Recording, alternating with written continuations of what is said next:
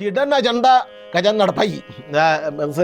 മൃതസഞ്ജീവനി വിദ്യ പഠിച്ചു, കാര്യം പഠിച്ചു, ശരിയാ. അപ്പം ദേവയാനി കച്ചാ, ഞാൻ കജന് വേണ്ടി എന്തൊക്കെ ത്യാഗങ്ങളാണ് സഹിക്കണേ അല്ലേ? അതെ, കജന് വേണ്ടി ഞാൻ എന്തൊക്കെ ത്യാഗം സഹിച്ചു.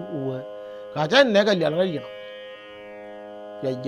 അയ്യോ, കജൻ എന്നെ കല്യാണം കഴിക്കണം, അതിനു വേണ്ടിയാണ് ഞാൻ അത്ര കഷ്ടപ്പെട്ടത്. ഞാൻ പറഞ്ഞില്ലെങ്കിൽ അച്ഛൻ മൃതസഞ്ജീവനി വിദ്യ ഉപയോഗിച്ച് കജനെ ജീവിപ്പിക്കില്ല, കജനെ മൃതസഞ്ജീവനി വിദ്യ പഠിപ്പിക്കില്ല, അതുകൊണ്ട് എന്നെ കല്യാണം കഴിക്കൂ.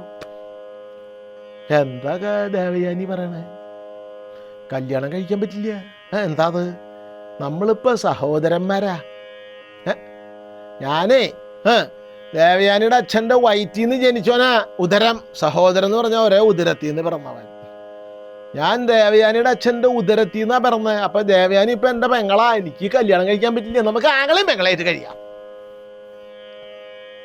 ആങ്ങളെയും പെങ്ങളായിട്ട് കഴിയും. അതിനാണോ തന്നെ ഞാൻ മൃതസഞ്ജീവനി വിദ്യ ഉപയോഗിച്ച് ജീവിപ്പിച്ച? അതൊന്നും എനിക്കറിയില്ല.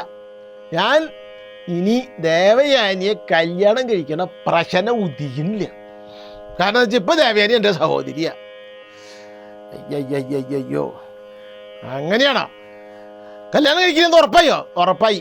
എന്നാൽ കജൻ പഠിച്ച മൃതസഞ്ജീവനി വിദ്യ ഫലിക്കാണ്ട പോട്ടെ എന്നൊരു ശാപം അവിടെ കൊടുത്തു ദേവയാനി.